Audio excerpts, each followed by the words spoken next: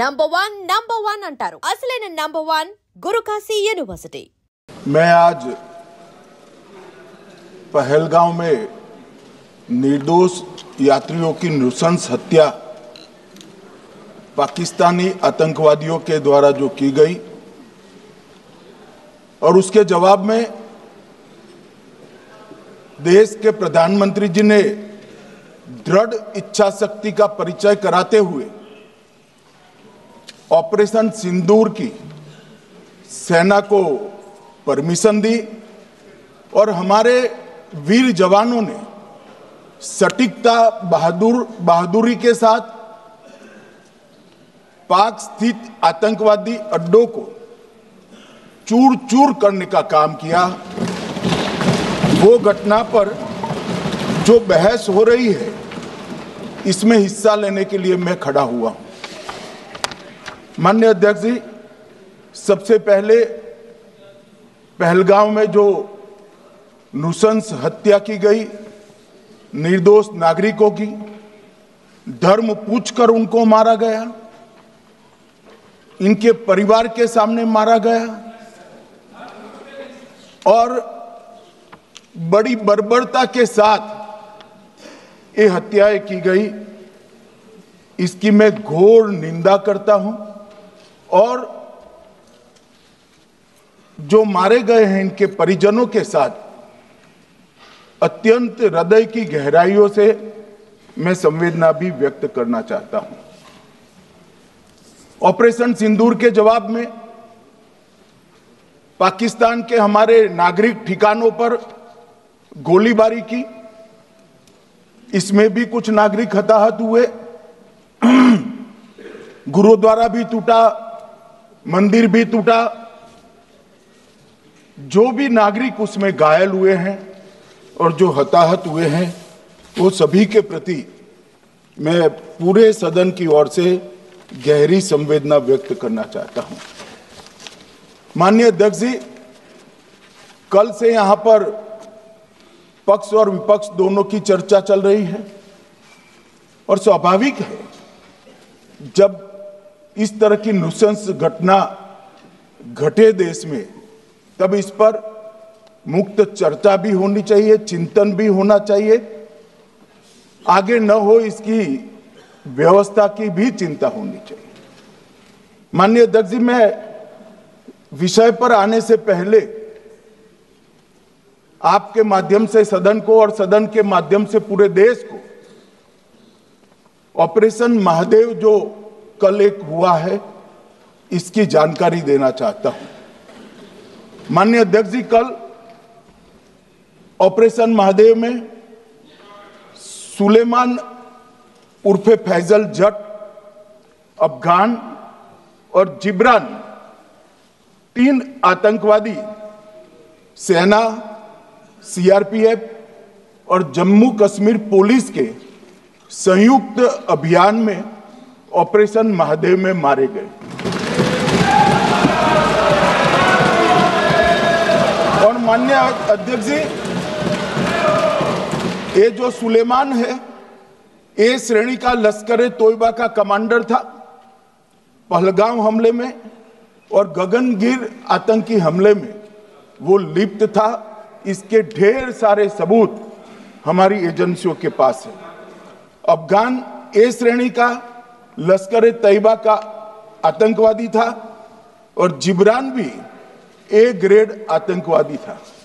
और माननीय अध्यक्ष जी, मैं सदन को और सदन के माध्यम से पूरे देश को बताना चाहता हूं, जिन्होंने बैसरन घाटी में हमारे प्रवासियों को, नागरिकों को मारा था, ये तीनों आतंकवादी ये थे और तीनों मारे गए।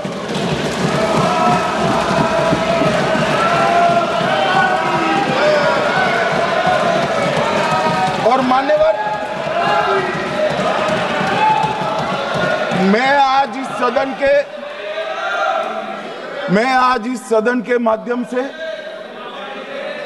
सेना के पैरा 4, सीआरपीएफ के सारे जवान जो अभियान में शामिल थे और जम्मू कश्मीर पुलिस के जो जवान थे वो सभी को सदन और पूरे देश की ओर से बहुत बहुत साधुवाद देना चाहता हूं।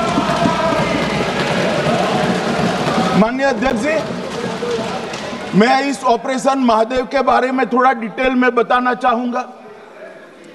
ऑपरेशन महादेव की शुरुआत 22 मई 2025 को, एक प्रकार से तो जिस दिन हत्या हुई थी उसी दिन रात को 22 मई 2025 को हुई। जिस दिन हत्या हुई थी उसी दिन रात को एक सुरक्षा मीटिंग की गई थी जम्मू कश्मीर में। ये पूछ रहे थे, कोई गए नहीं, सिर्फ राहुल गांधी गए। अब आपकी आंख कौन से चश्मे से देख रही है मुझे मालूम नहीं माननीय अध्यक्ष जी। 1 बजे हमला हुआ, मैं 5:30 बजे श्रीनगर में उतर चुका था। माननीय अध्यक्ष जी,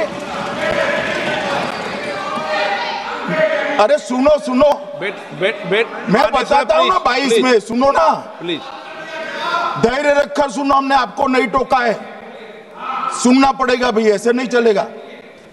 माननीय अध्यक्ष जी, नहीं, पर बैठे बैठे मत बोलिए आप भी। माननीय अध्यक्ष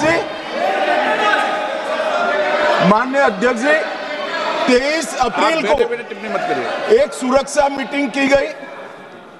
सभी सुरक्षा बल, सेना, CRPF, BSF, Jammu Kashmir police, और सबसे पहले उसमें निर्णय किया गया कि जो नृशंस हत्यारे हैं वो देश छोड़कर पाकिस्तान भाग न पाए, इसकी हमने पुख्ता व्यवस्था की और भागने नहीं।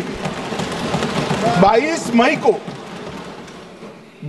मई को आईबी के पास एक ह्यूमन इंटेल आई और एक क्षेत्र के अंदर, दाची गांव क्षेत्र के अंदर आतंकवादियों की उपस्थिति की सूचना मिली। आईबी और सेना द्वारा दाचीकाम क्षेत्र में अल्ट्रा सिग्नल कैप्चर करने के लिए जो इंस्ट्रूमेंट हमारी एजेंसियों ने बनाए हैं, इसके द्वारा इस सूचना को पुख्ता करने के लिए मई से 22 जुलाई तक लगातार प्रयास किए गए।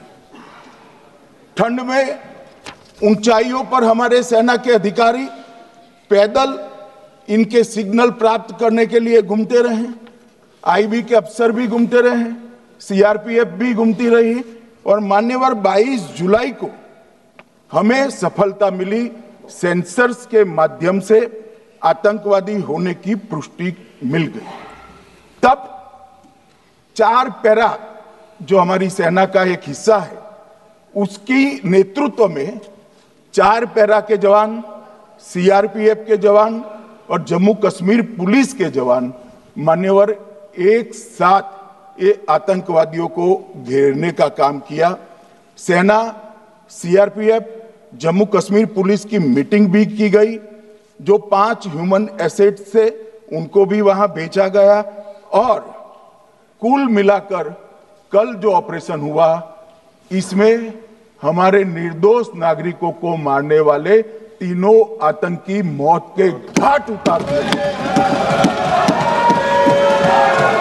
मान्यवर, तीनों के नाम मैंने बताए हैं, सुलेमान उर्फे फैजल जट, अफगान और जिब्रान। मान्यवर, वो तो एक आशंका थी कि यही लोगों ने घटना की है, मगर मैं बाद में एनआईए की जांच पर आता हूं, एनआईए ने पहले से ही इनको, जिन्होंने आसरा लिया था, वो लोगों को गिरफ्तार कर रखा था। उनको खाना पहुंचाने वाले लोगों को अपने कब्जे में रखा था। तो जब आतंकवादियों के शव श्रीनगर आए, इनसे पहचान कराई गई।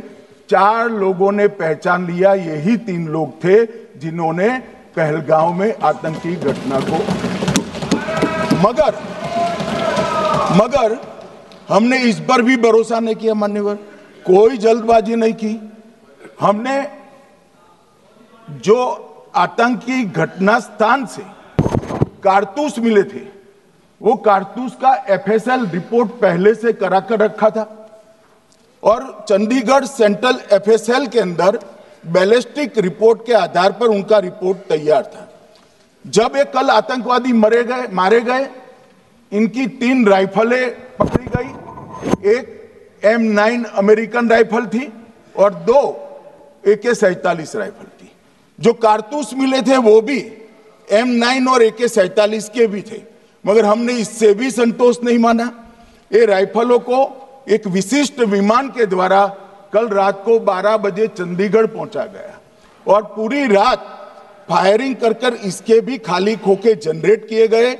2 खोखों का मिलान किया गया, राइफल की नाली और निकले हुए खोखों का भी मिलान हो गया।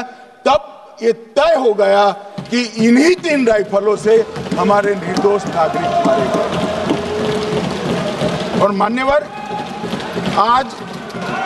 आज मैं सदन को बताते हुए बहुत खुश हूं। मोदी जी ने ऑपरेशन सिंदूर कर आतंकवादियों को जिन्होंने आतंकवादियों को भेजा था, उनके आकाओं को जमीन में मिलाने का काम किया था। सेना और CRPF ने वो आतंकवादियों को भी समाप्त कर दिया। और मान्यवर,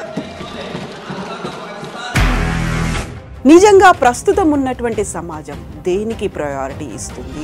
ఆర్థిక సంబంధాల చుట్టూ మాత్రమే తిరుగుతుంది. మళ్ళీ ఎన్నికలంగానే చాలా విరక్తి కలుగుతాను. మంచి అనిపిస్తుంది కదా, లేడీస్ కూడా ఛాలెంజింగ్ జాబ్స్ చేసినప్పుడు చాలా బాగుంటది. ఫుడ్ డెలివరీ ఇవ్వటానికి వెళ్ళినటువంటి డెలివరీ బాయ్ అనిల్ పై కళ్ళ ముందు పెళ్ళండుకోండి